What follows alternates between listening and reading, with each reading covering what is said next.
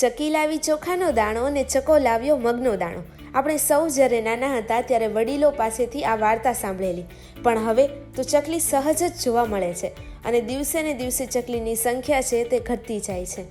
ત્યારે આજે વિશ્વ ચકલી દિવસ નિમિત્તે વીરા ગ્રુપ દ્વારા ખાસ ઉજવણી કરવામાં આવી કે જેની અંદર 90 ફૂટ બાય 60 ફૂટની 700 ચકલીના ઘરમાંથી ખૂબ મોટી અને મનમોહક આકૃતિ બનાવવામાં આવી કે જેમાં વેલકમ સુનિતા વિલિયમ્સ અને તેમના પ્લેનની આકૃતિ, save birds, save nature, save the tree, બેટી બચાવો બેટી પઢાઓ જેવા અલગ અલગ સ્લોગન છે તે લખવામાં આવ્યા હતા.